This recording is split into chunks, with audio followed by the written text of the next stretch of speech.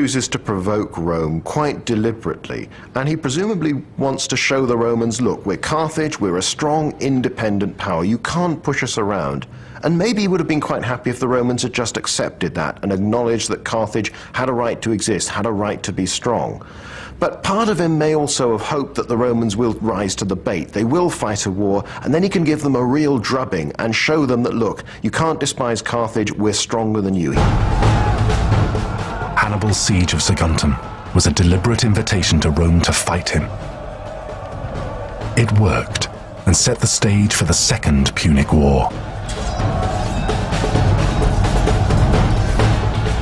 Hannibal knew that attacking Saguntum was a challenge to Rome. He didn't necessarily know how the Romans would respond to that challenge.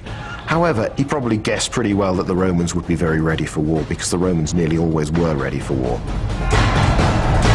Hannibal's next move was also one Rome could never have predicted.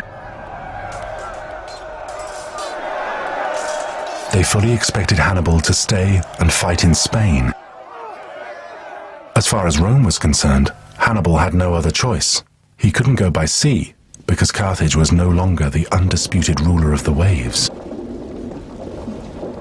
And because Italy was protected from land by the Alps, the walls of Rome, as they were comfortingly referred to by the Romans, they believed that invasion by land wasn't an option either. They don't see how Hannibal could possibly get to Italy. And nobody ever dreams that anyone's going to be crazy enough to march all the way over land, from Spain, over the Pyrenees, through Gaul, across the Alps, and try and attack Italy. That just wouldn't have entered their wildest dreams. Once again, Rome underestimated Hannibal. Taking an army of 50,000, a distance of more than 1,000 miles, would be daunting enough to most. With all their camp followers and families, the army itself would be strung out over 15 miles across hostile territory. With major rivers like the Rhone to cross, hostile Gauls to deal with, and even feeding an army of 50,000 for any length of time. This really was no picnic.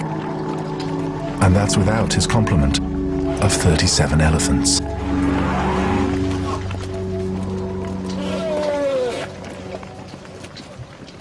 My elephants, they eat about 150 to 180 kilo per day. And they drink about 150 to 200 liter water per day. If you can imagine with 37 elephants, how many food they need on one day. So it's about 7-8 ton a day. I think there was a big problem with Hannibal, because on this time you couldn't get no bananas for animals. It wasn't only Rome that didn't expect an army to cross the Alps. The records tell us that many of Hannibal's own commanders expressed doubts about the prudence of such an enterprise.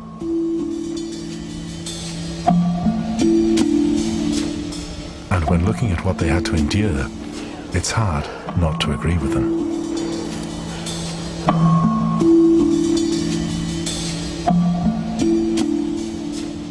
People read about Hannibal's crossing of the Alps. They tend just to romanticize it, to fantasize the glory and the adventure. The reality is something very, very different. John Previs has spent 15 years studying Hannibal. And each year, he takes some of his students over the Alps, attempting to follow in Hannibal's footsteps and experience firsthand some of the challenges Hannibal and his men might have faced.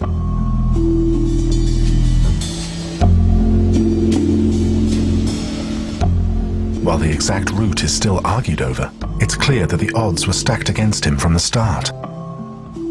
His first challenge was to stave off attack by hostile local tribes. Snaking through the narrow pass, at times only 2 or 3 abreast, his army was incredibly vulnerable. Twice, he was viciously ambushed by the savage tribes of Gauls. With great difficulty, Hannibal was able to beat off both attacks, but not without significant losses. I think that at this point, when Hannibal crossed the Alps, It was certainly the point in his career that tested his mettle, if you will. This was the point where we were able to see the character of Hannibal, the leadership ability of Hannibal. We see Hannibal able to rally his men in the face of so much adversity, in the face of attack by the Gauls, in the face of the harshest elements imaginable, in the face of starvation. Hannibal keeps his men together and keeps the column moving up and over the Alps.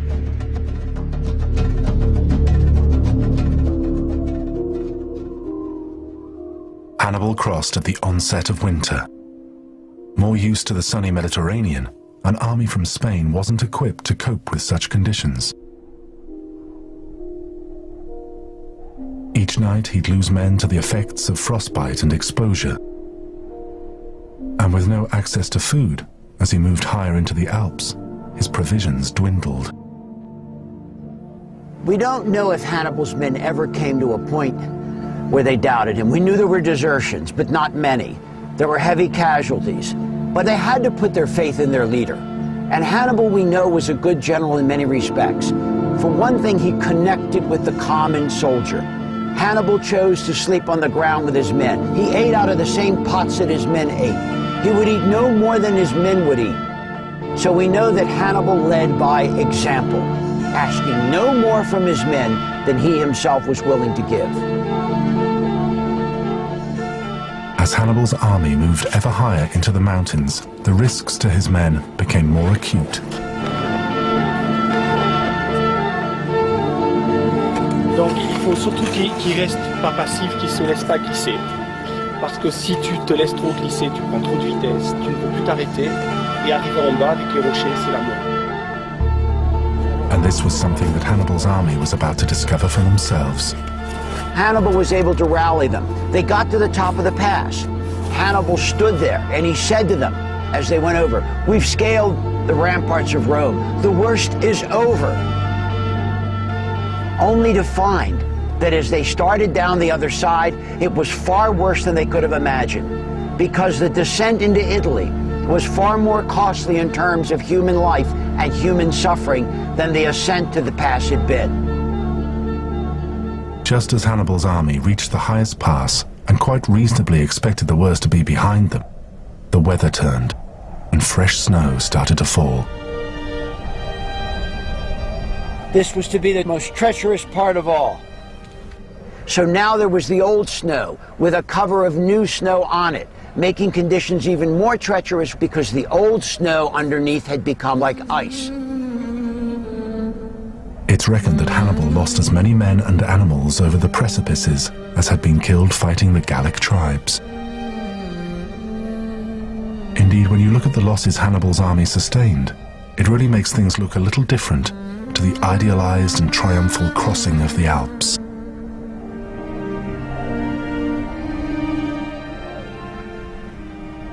By modern day standards, Hannibal's crossing of the Alps was an unmitigated disaster. Hannibal suffered 50% casualties, a figure that today, politically and militarily, would be unacceptable in any war short of a nuclear war. Hannibal entered the foothills of the Alps with an army of some 46,000 men. A combination of the two ambushes by the Gallic tribes, the appalling weather, and the treacherous descent all took their toll on his men. By the time he emerged